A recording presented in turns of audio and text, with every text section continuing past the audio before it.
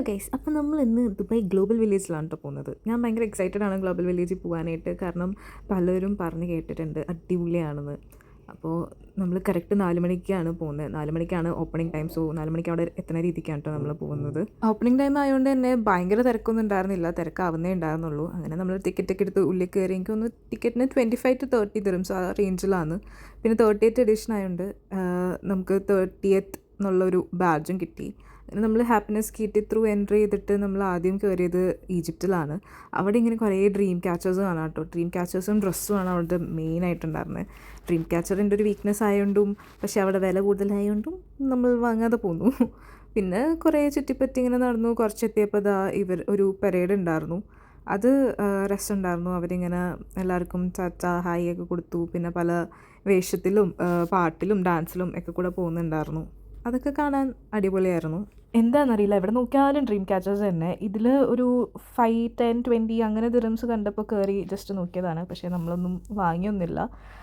ആകെ വാങ്ങിയത് ലുക്കൈമത്ത് നമുക്ക് കഴിക്കാനായിട്ട് വാങ്ങിയായിരുന്നു.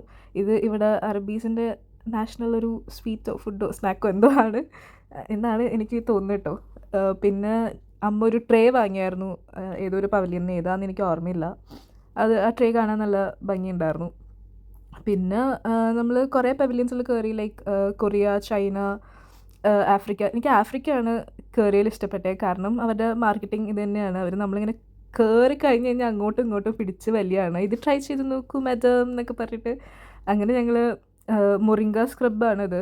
അവർ കയ്യിലിട്ട് തേച്ച് ഫുള്ള് ഉരച്ച് അതിൻ്റെ ബെനിഫിറ്റ്സും കാര്യങ്ങളൊക്കെ പറഞ്ഞ് എനിക്കും അമ്മയ്ക്കും 2 പേർക്കും ഇങ്ങനെ ചെയ്തു തന്നില്ലേ. അതുകൊണ്ട് നമ്മൾ എന്തെങ്കിലും വാങ്ങിയിട്ട് പോവാന്നും പറഞ്ഞുകൊണ്ട് വാങ്ങിയതാണ്. പക്ഷേ സംഭവം നല്ലതാണെന്ന് തോന്നുന്നു. ആൻഡ് ഈ ലേഡിക്ക് 23 years ഉള്ളൂ, 3 പിള്ളേരുടെ അമ്മയാണ്. അപ്പം അങ്ങനെയൊക്കെ കേട്ടപ്പോൾ നമ്മൾ സാധനങ്ങളൊക്കെ വാങ്ങി. ലുക്കൈമത്ത് കഴിച്ചിട്ട് ദാഹിച്ചിട്ട് വയ്യായിരുന്നു. അപ്പം ഞാൻ അവിടെ നിന്ന് ഒരു മാംഗോ ജ്യൂസ് വാങ്ങിയിട്ടോ. അപ്പോൾ അതിൻ്റെ ഇത് കണ്ടു, ഹോൾഡിംഗ് ആയിട്ട് ഇങ്ങനെ തന്നിരിക്കുന്നത്. അതെനിക്ക് ഭയങ്കര ഇഷ്ടപ്പെട്ടു. അപ്പോൾ അത് വെച്ച് ഞാൻ കുറച്ച് ഷോ ഒക്കെ നടത്തി. പിന്നെ നമ്മുടെ ഇന്ത്യൻ പവലിയനാണ് കേട്ടോ കാണാൻ എനിക്ക് ഭയങ്കര ഗ്രാൻഡ് ആൻഡ് റോയൽ ലുക്കൊക്കെ തോന്നിയത്. പുറത്തുനിന്ന് കാണാൻ ഭയങ്കര രസമുണ്ട്. ഉള്ളിൽ കയറി കഴിഞ്ഞാൽ പിന്നെ വില അതൊന്നും പറയണ്ട. അങ്ങനെ ഇതൊക്കെയാണ് ഗൈസ് ഗ്ലോബൽ വില്ലേജ് വിശേഷം. നടന്ന് കാണാൻ കുറേ ഉണ്ട്, കൂട്ടത്തിൽ പൈസ പൊട്ടിക്കാനും കുറേ പറ്റും.